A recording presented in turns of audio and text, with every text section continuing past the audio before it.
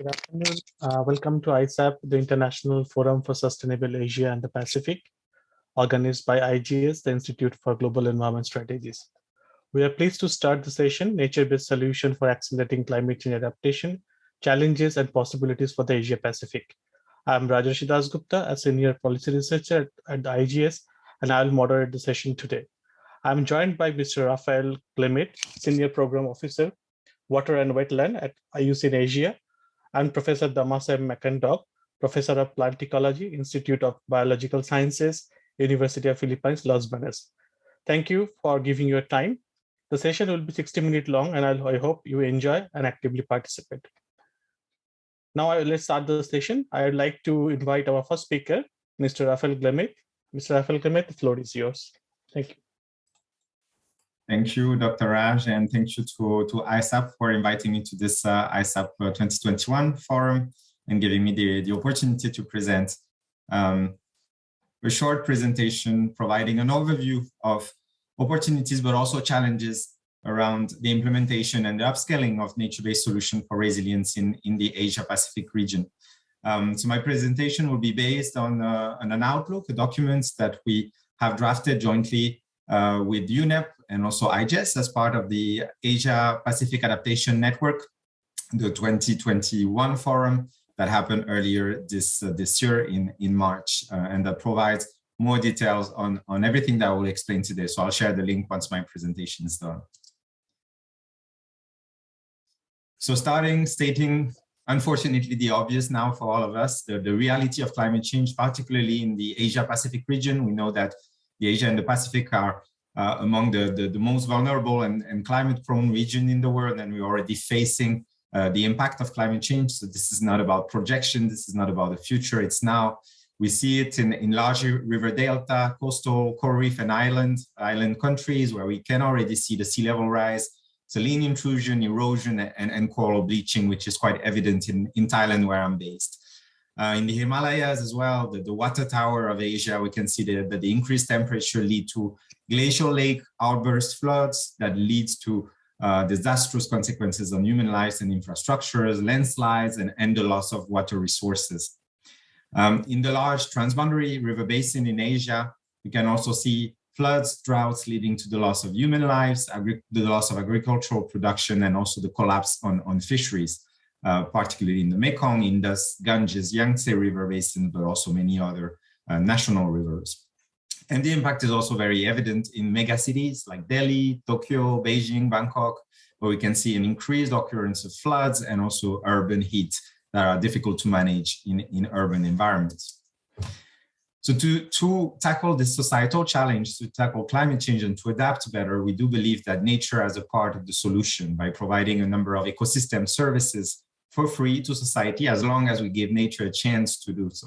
So this is a bit the principle of nature-based solution. And IUCN and IUCN members developed and adopted an official definition for nature-based solution in 2016 at a World Conservation Congress in Hawaii.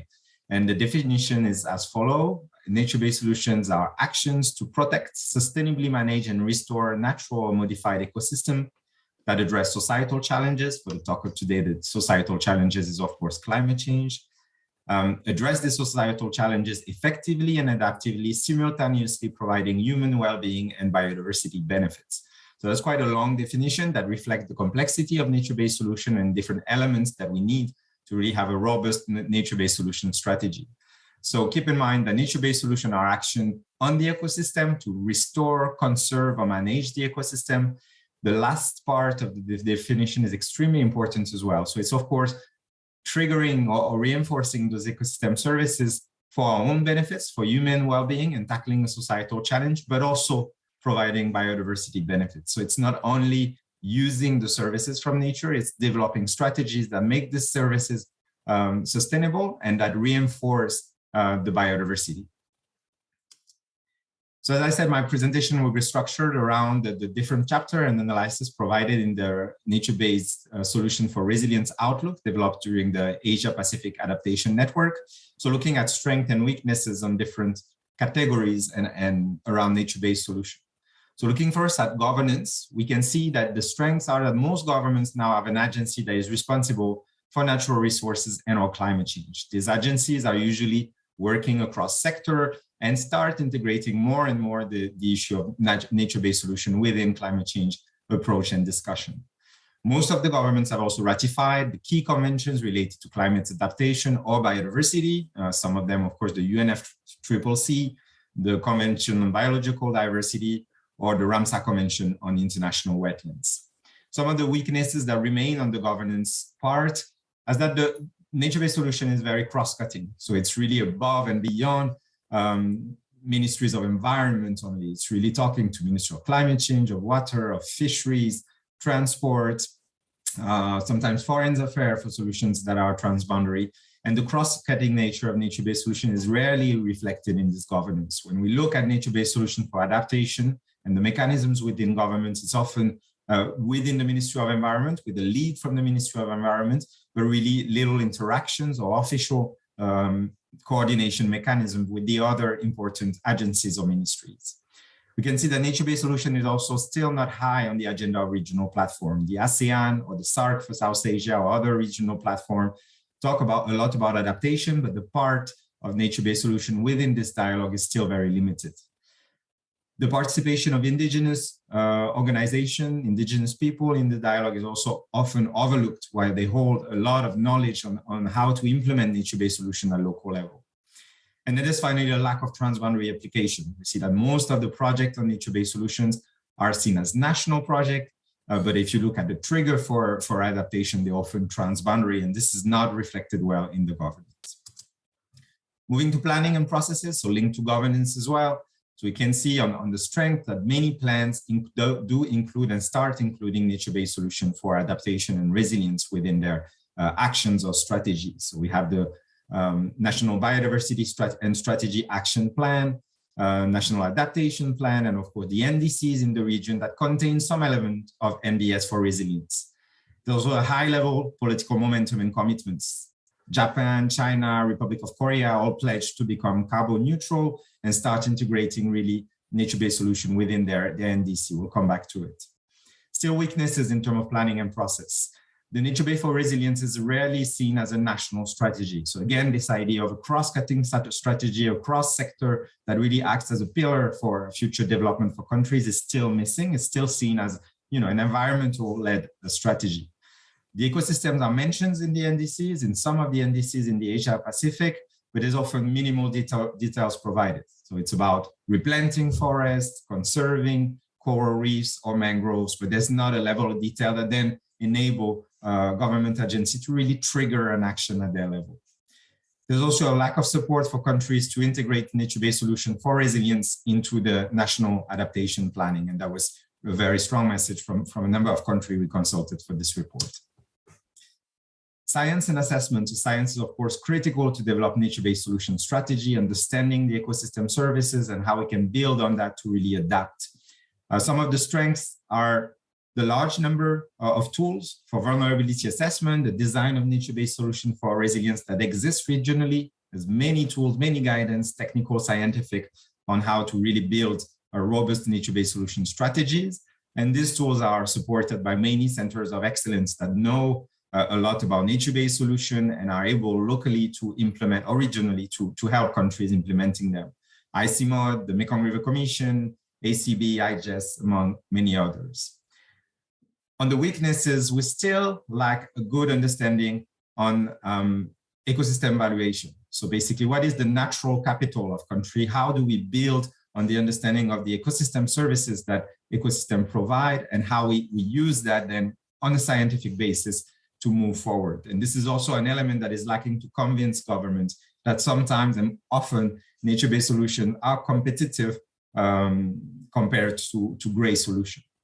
There's a limited endorsement of vulnerability and assessment tools. Very little country have an official tool on how to assess the vulnerability of ecosystem to climate change. And there's also no adaptation knowledge platform that is specific to nature-based solution in Asia Pacific. The APAN, for example, looks at resilience overall and has a stream on nature-based solution, but there's not really an existing platform that will discuss specifically nature-based solution. On technologies and practices, the good thing is that we see that a number of case studies are demonstrating the role of nature-based solution in resilience. and this is really emerging from Asia Pacific. So we can think about the example of mangroves restoration in Southeast Asia following the tsunami that have showed a strong outcome in terms of strengthening the resilience of communities and infrastructure. So we have example, we can now understand, we can build on that, and we have evidence that it works. The weaknesses is that these examples are often small or medium scale, and rarely large scale or national level, really, nature-based solution strategies. There's a diversity of options that is not yet understood. When we look at the NDCs, there's a lot about replanting forests and mangroves, very little about how we use wetlands to really manage the water floods, drought, and disaster risk reduction, for example, or how do we integrate nature-based solution in urban context. The private sector engagement is also very limited in terms of technologies and practices, so we're still approaching the private sector to train them, if I say, or strengthen their capacity, but they're not a lead.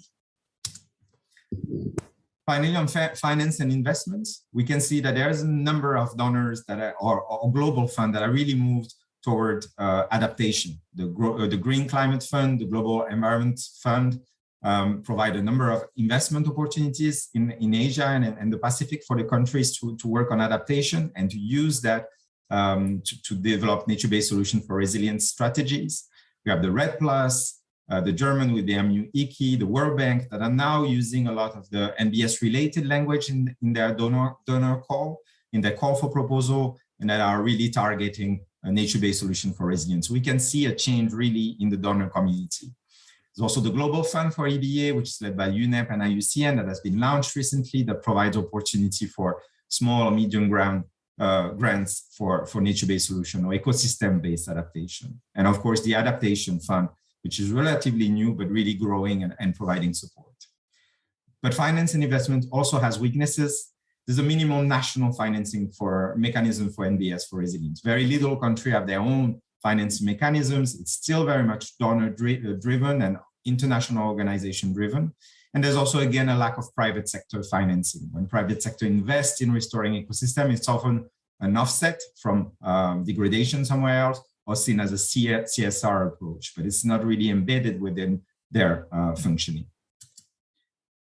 So to address that, and that will be my last slide, IUCN developed a global standard for nature-based solution, a standard that guide practitioners, be governments, NGOs, local communities at all levels in designing national or local strategy for nature-based solution. And this standard is structured around 8 criteria, looking at which societal challenge we want to tackle, which scale is the right scale to work, how do we assess the biodiversity net gain of the nature-based solution, the economic viability, how we build inclusive governance with all stakeholders to make a nature-based solution understood, owned locally, and implemented. How do we balance the trade-off if some of the stakeholders are losing in the short term when we implement nature-based solution? How we design a framework that is adaptive because nature evolves and we need to monitor nature-based solution very quickly and have a very dynamic process to adapt the management. And finally, how we make it sustainable with the criteria number 8, which is not looking only at implementing project, but what do we learn from this project? How do they contribute to a national or regional targets or commitments from the country? How do they feed national policies? And how we really mainstream nature-based solution at a high level? So this standard is available online. I'll send all the links after I finish talking. And I really encourage you to register to the user group. That will give you more information and you can start practicing it. You have one picture here on a self-assessment that has been done for a project. I don't remember which one with the standard. And you can see that the final results after you have screened your project through the 8 criteria and 25 indicators. For this specific project, we can see that it was very strong on societal challenge, probably tackles well the problem that it was trying to tackle. Also strong on economic feasibility, inclusive governance, and balancing trade-off, but significant gap on sustainability and mainstreaming, on adaptive management, and a critical gap on biodiversity net gain. So this case study, again, I don't remember which one it is, but demonstrate that it's a project that has been built thinking it was a nature-based solution, but there's still gaps to be addressed, particularly probably a nature-based solution that is not providing biodiversity net gain and needs to be revised. So the standard will support you in assessing your solution, improving it, And IUCN and IUCN members are here also to help you consolidating this solution. The standard is not a yes or no, it's not a criticism of solutions when they don't match all the criteria. It's more a guidance to really continuously improve the implementation of nature-based solution. So again, I'll send all the link in the chat, and I thank you all for your attention. Over to you, Raj. Thank you very much, Rafael, for your informative presentation. So we'll take questions. If you have questions, please write down the questions in Q&A box. So we'll go with the next presentation. So I'll be talking a bit about IGES work on nature-based solution.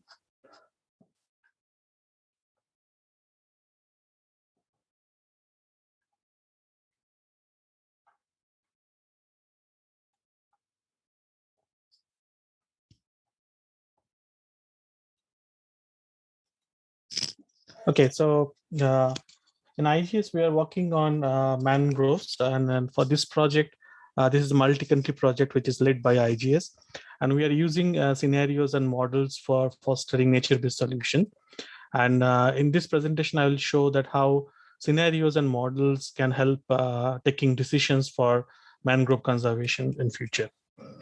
So to start with the presentation, so as you all are aware,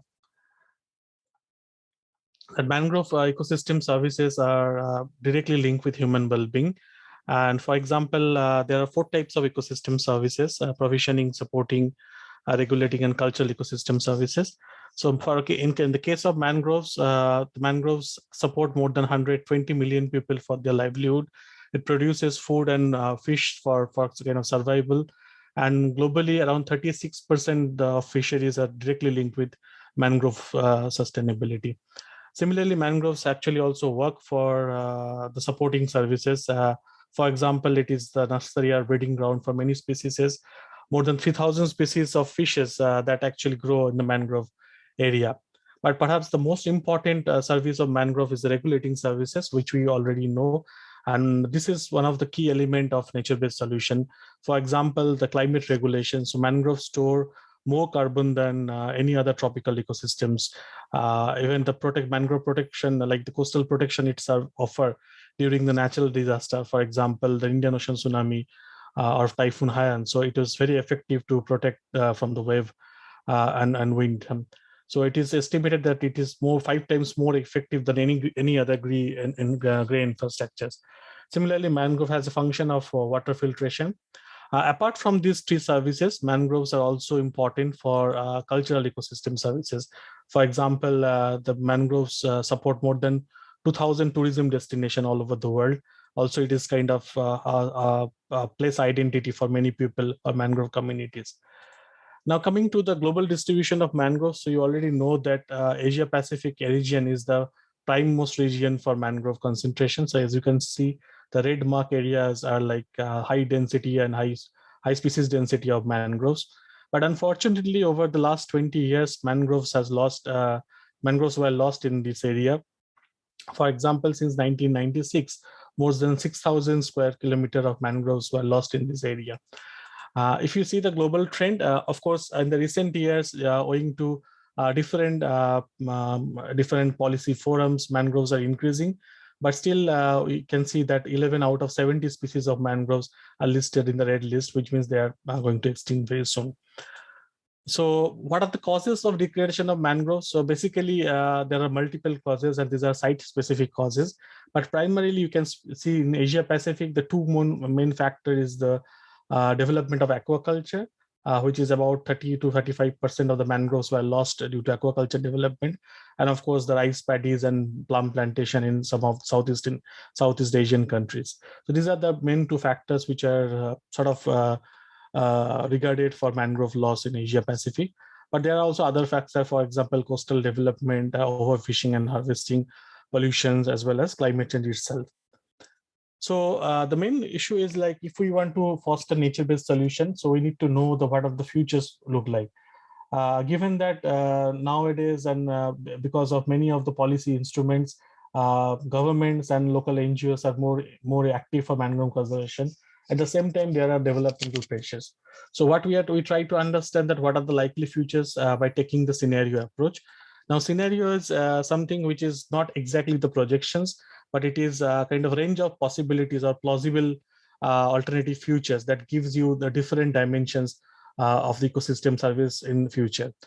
For example, this picture I have taken from IGES. So IGES actually advocated for scenario approaches for policy planning, and it said like in every bit of policy planning can be done through scenario approaches.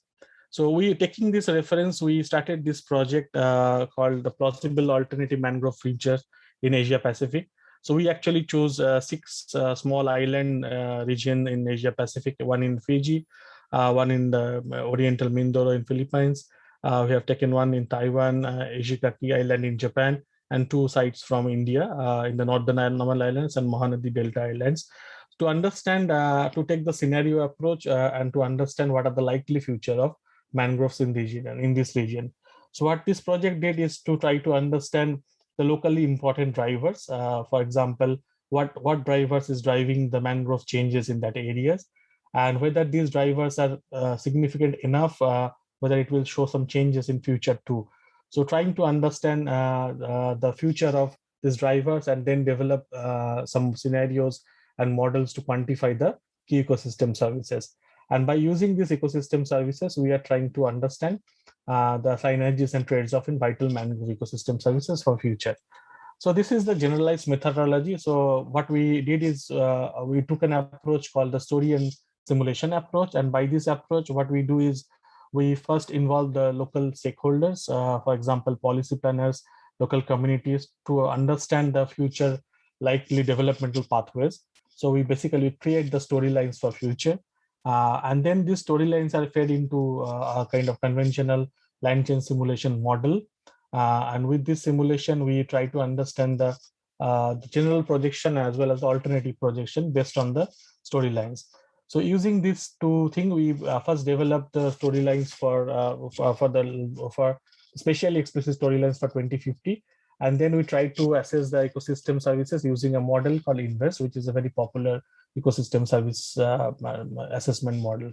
So using this, the entire combination, the story as well as the simulation thing, we try to understand what are the likely synergies and trade-off in the ecosystem services of mangroves. So by this analysis, the entire analysis, we evaluate the alternative pathways, and after the stakeholder consultation with the different mangrove ecosystem services, the likely changes, we come up with some spatially explicit policies, like where to develop the mangroves and where to develop the alternative, like the alternative land use, for example, urban development and all. So I can give you one quick example of what we have achieved so far. So this one is a case study from India, the Vitarkanika mangrove. It's in the eastern coast of India. So you can see that we have developed the future scenarios for 2050. On the left-hand side, you can see the present extent of mangrove. So scenario 1 is actually high-end development, like where you have prioritized economic development. Scenario 2 is kind of business as usual scenario, and scenario 3 is a more conservative kind of approaches. So with this, we try to simulate the future and try to understand the future state of urban areas. The red places in urban areas, and the green is in the mangrove areas. And after we have this kind of simulation, so we try to understand the different kind of changes in ecosystem services. For example, on the right, you can on the top you can see the blue carbon scenarios, where we have calculated the amount of blue carbon it would be able to sequester in terms of the amount of blue carbons it would be able to sequester in 2050. Similarly, we have also tried to understand what are the amount of nitrogen would be retained by this, and also the phosphorus as well as the sediment export. So basically, the entire kind of exercise is to convince the policy planners the utility of having mangroves or enriching the mangroves in terms of numbers, because sometimes the nature-based solution approaches often considered not very robust by the local policy planners, because they are missing those numbers. So we try to give them concrete numbers to help more spatially explicit policy decision making in the ground. So we have 6 other case studies. I think Professor Professor Damasa will also talk about the Philippine case study. So if you want more information about our case studies and as well as the exercises, please feel free to drop me an email. So thank you very much for your kind attention. So I'd now like to invite Professor Damasam Makandang for her presentation. Professor Damasam, for yes.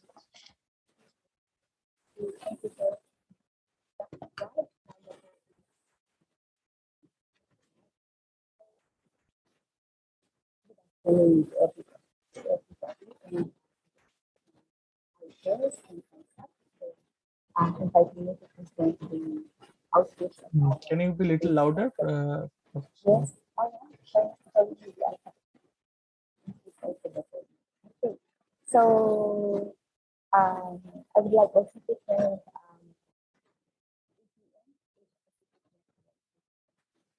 for funding our actions project, which Raj has just recently introduced in the previous presentation. So the title of my presentation this afternoon is biodiversity effects the mangrove ecosystems in the land.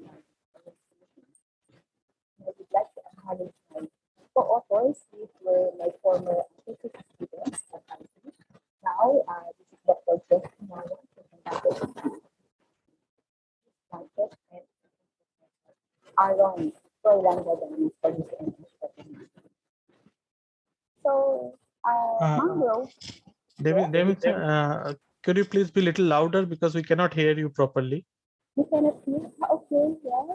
Okay, so the Philippines, is it okay now? We can hear, but very feeble. Like, can you please? Maybe I can move my headset. Yeah. I think that. How about this? Yeah, it's better. It's better. Yes. Okay, Yeah. so all right. So yes, so okay, so thank you, Raj. So let me continue with my presentation. So the Philippines is one of the top 15 mangrove-rich country, which holds about 50% of known mangrove species in the world. So there are about 47 species recorded in the Philippines. In the 1918, there are about more than 450,000 hectares of mangrove areas in the country, but then it steadily declined until 2000, down to 130,000 hectares. Okay, and then primarily this was due to the conversion of mangrove areas into aquaculture ponds and also for cutting of mangrove trees for fuel. Okay, since the 2000s, several initiatives by the government and other private sector were implemented to increase the mangrove cover in the Philippines. And so you can see there is now an increase in mangrove cover up to about 300,000 hectares. Major learnings from this mangrove cover recovery are that monospecific culture or planting only one species of mangrove tree in a certain area had high mortality. And also another not so good experience is that planting of mangrove trees were also conducted in seagrass beds. So we should really also protect our seagrass beds in the country. Okay. Raj has already presented various roles of mangroves. So I would just like again to reiterate here that in terms of mitigation and adaptation to climate change, mangrove forests can be considered as carbon sinks both for above ground and below ground biomass, as well as for soil organic carbon. The mangrove forest is also a site for accretion of sediments and silt, thereby building the soil in the mangrove ecosystem. Our study site is in Oriental Mindoro, that is encircled here. This is an island in the Mimaropa region. It has Oriental Mindoro and Occidental Mindoro on the left side. Our study is in Oriental Mindoro. So Jess Humawan studied the northern part. So these 7 municipalities in the northern part of Oriental Mindoro. And his study was about ecological niche analysis and environmental gradients of mangrove ecosystems across northern Oriental Mindoro. Okay, he has obtained his PhD last year. Okay, another student, Aaron Raganas, worked on the southern half of the Oriental Mindoro. Okay, and he worked on the regeneration capacity of mangrove vegetation in southern part of Oriental Mindoro, its implications to future ecosystem rehabilitation. Okay, These studies have shown that there are four main types of mangroves in Oriental Mindoro. We have the fringing mangroves, riverine mangroves, basin, and forest type mangroves. Okay. We studied the biodiversity profile of the mangrove ecosystems in the island. And so to do this, we conducted vegetation survey. And here is Aaron setting up his sampling quadrats and then identifying all the mangrove tree species in the area, and also measuring the DBH. Okay.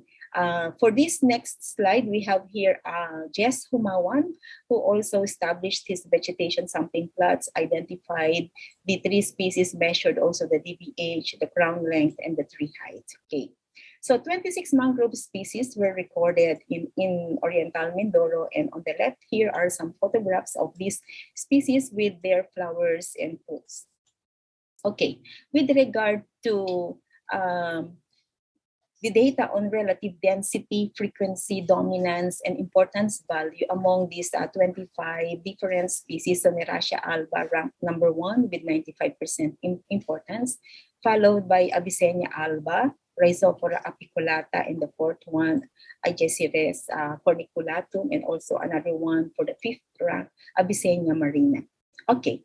Now, and here are the various biodiversity indices. So we studied also the mangrove composition in 4 zones. So we have the seaward zone, middleward, landward, and riverward zone. In terms of species richness, seaward has only about 17 species, whereas the landward zones could have as high as 22 species. In terms of abundance, the seaward would have more abundant seedlings, okay, smaller individuals. Dominance is quite low in all zones, meaning, and evenness is quite high, meaning that many of these species would have high abundance. Shannon Diversity Index, okay, ranged from 2.2 to 2.7, so it relatively has higher diversity. We looked also into the zonation of these various species based on elevation. And so our findings is that at low elevation from 0 to 4 meters above sea level, it has medium biodiversity. And these are the species commonly present in this low elevation area. Soneracia, Avicennia, Rhizophora, and another Rhizophora species. Okay. In the middleward portion, that is with elevations ranging from 5 to 9 meters above sea level, it has relatively higher diversity. As you can see, there are so many species present in the middle elevation. Going inland with higher elevation from 10 to 14 meters above sea level, there are only about 4 species in there, so it has low biodiversity. In terms of regeneration capacity, so we have to look into seedlings and saplings in there. So RC1 would be the seedlings. So in middle, landward, and riverine zones, basically the seedlings would have higher density or abundance as compared to the saplings and mature trees. Mature trees would have the least number of abundance. So this would show that in the lifetime of the mangrove species, they really have low survival from seedlings to saplings to mature trees. Okay, right. This is the one that we have mentioned last time in some areas with seagrass beds. Okay, Rhizophora mucronata planting was conducted. Soils for mangroves are formed from intricate biotic and abiotic interactions in the mangrove ecosystem. So the results for the soil organic matter content of the mangrove areas, okay, ranged from as low as 1 in the riverine or the seaward zone to as high as around 5% in the riverward and also in the middleward section. So among these different zones, it is in the middleward portion where the organic matter content of the soil is relatively high. Actually, it is significantly higher than in the seaward zone. Okay. On the right side here would be the 1 meter soil profile of mangrove soils. So this is reproduction of the 1 meter depth. So the first 20 centimeters would be the porous layer, and beneath that would be the dense layer. In terms of particle size, the upper 2 layers, which is about half a meter, would be mainly composed of silt. Beneath that would be the clay particles, and Even deeper, from 80 to 1 meter, 80 centimeters to 100 centimeters would be sand particles. With regard to status and threats of these mangrove ecosystems, interview with key informants and focus group discussions were conducted with various participants, and the observed threats are coastal erosion, sea level rise, cutting of mangrove trees, charcoal making, influx of coastal residents, settlements in the coastal areas, okay, encroaching into the mangrove areas, conversion of mangroves into fish ponds. Some of them are already abundant fish ponds, okay. And this table here shows the summary of the outputs of the key informant interviews and focus group discussions. These are the different identified threats. Urbanization or immigration was found to be quite significant in 3 municipalities, Bansud, Rojas, and Bulalakaw. That was identified as a threat. Aquaculture was identified as a threat in Bongabong, Rojas, Mansalay, and Bulalakaw. So 4 out of 6 municipalities. Agriculture was a threat in Gloria and Mansalay. Water pollution was a threat in Rojas because this one is relatively urbanizing municipality. Illegal logging and cutting of mangrove trees were identified in Bansud. Okay. Sea level rise was identified as a threat in Gloria and Bongabong, whereas increase in temperature and change in precipitation patterns were identified as threat by all the participants from the 6 municipalities. So in conclusion, mangrove ecosystems of Oriental Mindoro has high diversity. The mangrove ecosystem has high potential to sequester carbon in its biomass and in the soil. And the loss of mangrove in the area was due to anthropogenic and climatic threats. Okay. The presence of abundant seedlings indicate that mangrove ecosystems have the capacity to regenerate even without human assistance. However, accompanied with regeneration success is a constant monitoring of these mangrove areas. Protection of these young plants, the seedlings, is important as they influence the future of these mangrove ecosystems. And as for our recommendations, we advocate the use of multiple indigenous mangrove species in the rehabilitation activities and the promotion of assisted natural regeneration in all mangrove areas. Okay? Mangrove tree planting should not be done in seagrass bed areas. Reclamation of abundant fish ponds, okay, and application of silviculture system instead of destructive fish pond practices. And with that, thank you very much for your attention. Thank you very much, Professor Makanda. We'd now like to invite questions. We already have about 4 questions. So I think the first question is meant for Rafael. I think the first question is wondering who and which organization will take the responsibility of monitoring and evaluation of nature-based standards and penalties to those who break the law. Rafael, could you please, if it is possible for you to respond? Thank you, Raj. I think there's 2 questions in one. So who is monitoring the implementation of nature-based solution, and then the penalty? Yes, I can answer on the first. So this is why we developed the standard, to make sure that there's no greenwashing, if I can say, and that really, even if the nature-based solution developed are not perfect, they at least follow a real intent of building and conserving nature. So as part of the global standard on nature-based solution, there's all monitoring mechanisms that is recommended, and that can be supported by the implementer with support from the government and from IUCN and other organizations. On the penalties here, this is obviously not our role. I think each country has also its own environmental law, land use planning that needs to be followed. So it's of course the role of the governments to enforce this law.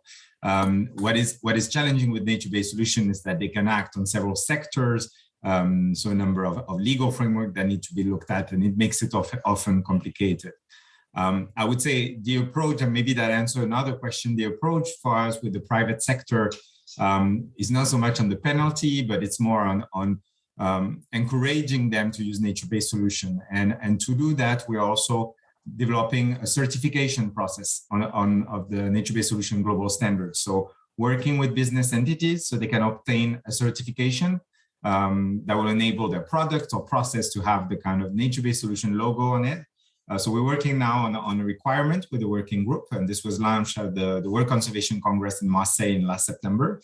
And this certification for nature-based solution would partner also with other type of existing certification on social and environmental issue, such as the Forest Stewardship Council, or the International Organization for Responsible Mining Assurance, or that kind of thing. So we're looking more at engaging the private sector, showing them how beneficial it can be if they follow the nature-based solution, working on standard that prove that the products or processes have been followed. Then more for the penalty, I believe it's the role, of course, of governments to look at their legal framework and how things are implemented and then enforce the law when needed.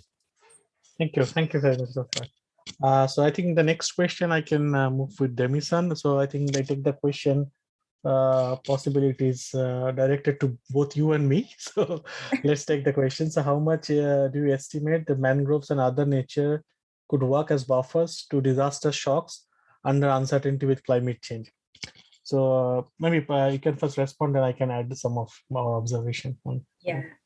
I think because of the morphology of the roots of the mangrove species, such as the flat roots, and then they can actually, if you have a good mangrove forest along the coastal areas, okay, they will be able to absorb the surges, the shock of the waves and the storms and the typhoons. So it will really be very helpful. Like what happened here during Typhoon Yolanda in the middle part of the Philippines, because there was not much mangroves in there, so the storm surges were really high and the disaster was really huge. But if we had that was also the time that when we realized that mangroves are really very important in the protection of the coastal areas. Yes, so it will really be very good to have good mangrove cover along the coastal areas. Thank you very much. Yeah, just to add to your kind of comments, like we have now several sophisticated models to understand the threats of climate change, in particular the sea level rise and how the sea level rise will change the mangrove topography, etc. And the ability of mangroves to reduce disaster impact, if it's a wave attenuation ability or the storm attenuation ability, depends on multiple factors, including the forest size, like the canopy density, as well as the bathymetry of that region. So it's very, very site specific. And that's why we are very much inclined to develop future scenarios to understand how much the mangroves can really offer a protection. And we found there are substantially good results to at least convince the policy planners to conserve the mangroves. Yeah, I think that's my take on this question. So if I take the second question, I think it's directed to again Rafael.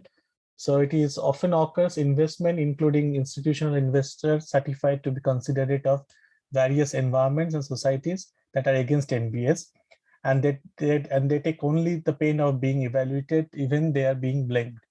Is it possible to build international regulation, including against this whitewash? So I think it's a bit long question. So maybe Rafael, you can respond. Maybe it's a bit the kind of same question, basically, how we enforce nature-based solution, how do we create penalties, how do we avoid greenwashing? So I think I probably answered part of it already in looking at really engaging the private sector. Another part of the answer can be, so still not looking at penalty because this is not my role here, but more at providing also advocacy support to local communities, local government that see when the environment is being degraded and not following the law. I think now ecosystem services that you explained is another additional advocacy point. Before we used to advocate for environmental conservation only on the basis of endangered species, critically endangered species, or specific habitat, which is still very important. Now I think we have the understanding to say, okay, this forest will be destroyed. It's not on my village, it's not in my community, it's not in my province, but we know that the ecosystem services provided by this forest, be it water provision, food, or others, are supporting my community. And I think this is a new angle also that is being brought at a higher level. Local people usually know very well how the ecosystem services are benefiting them, but now it's moving more into the local policies and local governments. So giving also more advocacy elements to really make sure that when we degrade or destroy an ecosystem, we assess all kind of services we're losing, and not only biodiversity. Thank you very much. So I'd like to question, like in this relation, I'd like to ask you a question, since you are into IUCN and you can help us to understand like how we can develop the capacity regarding NBS in terms of like broader sense. If you can just share your experience. I think that there's a lot of capacity gaps already, but there's also a lot of things that are being done since a long time that have not been really identified yet as nature-based solution. So again, the standard, the idea of to provide this capacity building, provide this analysis and evidence case study. I think for nature-based solution, nothing better than demonstration. You both had amazing presentations on the role of mangroves and that has been demonstrated. Now let's have that for all kind of ecosystem. Forests, which is also quite strong, but also wetlands that are often left aside, urban ecosystems. So let's really provide the science, build the capacity, train people on the strategies to implement nature-based solution, and evidence evaluate the benefits. So we also have kind of policy entry points that governments are often triggered by the results rather than the full process. So let's show how this works, and I think this is the best capacity building possible. Thank you very much, Dr. So in this regard, maybe Professor Macken, do you have some comments like how we can develop it? Since you have worked very closely with the government, I'd also like to know like what are the key challenges you faced? Of course, we understand the nature-based solution is very like scientifically it is proved, but what are the key challenges to implement on ground? So if you can share your experience.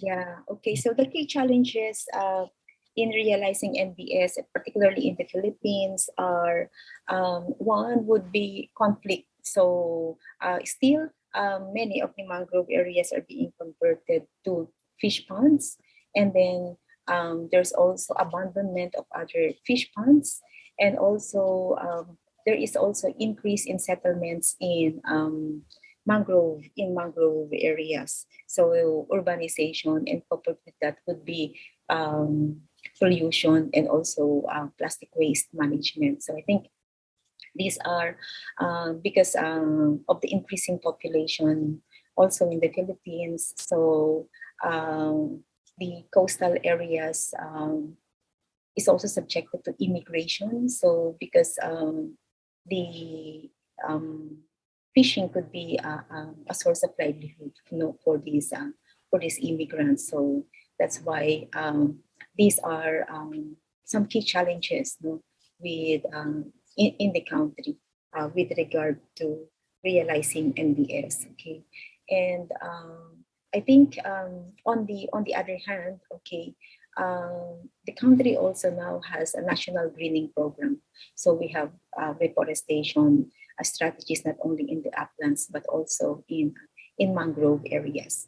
But again, I think we also need some capacity building for this greening program, because as we have shown in one of the slides, some mangrove species are planted in seagrass beds. So there should really be species site matching, because different mangrove species would be more suited to certain specific environmental conditions and also substrate characteristics. So we should really have more research regarding this one, so that we could really have science-based strategies for the sustainable management of this mangrove ecosystem. So it's got to be really a holistic approach. Okay, so governance and also science. The academe should also be helping, and also the private sector. Thank you very much. I think science policy interface is the key, and we need to have policy decision backed by good science. I think that's the main motto. So we have a very interesting question here. So how should we get understanding of nature-based solution for local residents? I think that's the community perspective what they're asking. I think it is a bit difficult to make citizens understand about the importance of nature-based solution because it does not have any monetary implications. So economic benefit or ecological benefit. So I think this maybe we both can answer this question shortly because we are running out of time. But I think a very important question. I start with Rafael, maybe then I can come back to you. Thank you. Yes, very, very interesting question with a lot of things again. So I'd like to start by the fact that MBS that does not make money immediately. This is true. And this is probably one of the big challenges we have in nature-based solution. When we work on nature-based solution, we work with natural ecological system that takes a certain time to be effective and to provide clear outcomes. So that's, I would say, maybe the main gap with gray infrastructure, where we will see immediately the result of a seawall to protect against the wave versus the mangrove process that will be restoration process that will be longer, but also provide much more benefits, not only in terms of coastal protection, but fisheries and sediment regulation, etc. So I think now, again, we have a number of examples that have been done at relatively good scale that show us that this works. So this is why regional and global network and forum are very important to demonstrate those good case. Now for the local resident, I'd like to separate the two kind of local residents I see. When we work with indigenous people group, with rural communities that have been working and practicing their activities for a long time on the same area, they have an understanding of nature that is excellent. That, you know, how forests, wetlands help them with livelihoods, with buffering the impact of storms, etc. So there's sometimes much more understanding at the local level on what is a nature-based solution than at a higher level. For new communities that have moved recently, then indeed we see demands for great infrastructure. I think again, I think the power of example is very important. And the last question, economic benefit or ecological benefit, both. I think if you go back to my slide on the definition of nature-based solution, a real nature-based solution will bring both the economic value and the ecological at the same time. The issue with nature is often we realize the value when we have destroyed it. So I know many cities that have, you know, transformed their wetlands into urban center or commercial center, and now are facing huge floods and are paying a lot to install great infrastructure to manage the water. So we can also learn by the mistake, and I think this is very useful in nature-based solution, looking at what has not worked when we basically destroy nature. What is the cost at the end? How do we compensate that? And this is not assessed enough to see this hidden cost of destroying nature. So data research example, but a lot of local communities have this knowledge on how nature-based solutions work. And I think we need to open the door a little bit more to this dialogue with governments so they demonstrate the value of nature-based solution directly to their own government. Thank you. Maybe Professor McIndoe, can you add please? Some your experience right. here. Okay, yes, Rafael is right that you know, the indigenous or the indigenous peoples or those residents that have been in the coastal areas for a very long time, they have a good understanding of their ecosystems. That the local ecological knowledge, they have developed this local ecological knowledge, and they would know the benefits of these, let's say, mangrove ecosystem to their livelihood and to their well-being. It's just that it is when you know, like fish pond conversion. Actually, they are not done by the local residents. Mostly, this is done by investors, you know, from outside the mangrove ecosystem. They have money, they have the capital, and they would like to earn more money with regard to raising aquaculture or fish ponds. But with regard to the length of time, yes, that's true. As I have shown you in the regeneration capacity, there are so many seedlings, no, particularly of these mangrove trees, particularly in the seaward side.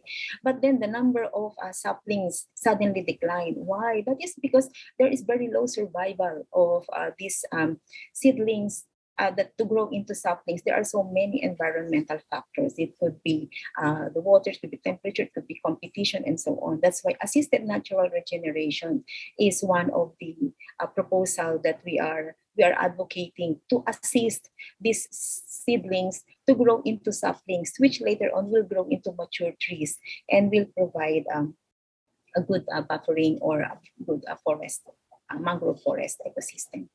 Thank you. Yeah, thank you very much. I think I completely agree with you. And I think the communities as such should be made aware about the ecological price as well as the economic price of that particular nature. Like, for example, mangroves has been quantified in terms of the disaster protection capacity or the regeneration capacity for fisheries. So these are scientific research has already quantified that value, but we have to communicate those values to the local communities. I think that's one of so since we have just 3-4 minutes, I will have a quick question and I request to have very short answer. The last question is like, we are coming out of COP26 and we really need to know what is the way forward for NBS in COP26. So can you just share your quick experience or expectations? Maybe I start with Rafael. Thank you. Yes, COP26 has just ended, and I think there's a consensus among the development and international development community that the results, unfortunately, were not, at the level of the urgency, the climate urgency. So we're all a bit disappointed, but I want to see some strong point, though, especially in the Asia Pacific. A number of countries in their national statement have reiterated or strengthened their commitment to nature, saying that nothing can be done with nature. We had Mongolia planning 1 billion tree campaigns to fight desertification. Vietnam that says that nature-based solution will be at the core of their development system. Pakistan also highlighting reforestation efforts and wetlands and mangroves conservation efforts to tackle climate change.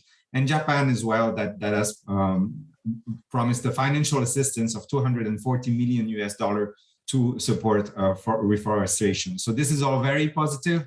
Now I think it's our role to really transform those national high-level statements into action and really work closely with governments in making that happen. A risk I see in the statement is a lot of governments are also promising a move from coal to renewable, which is excellent.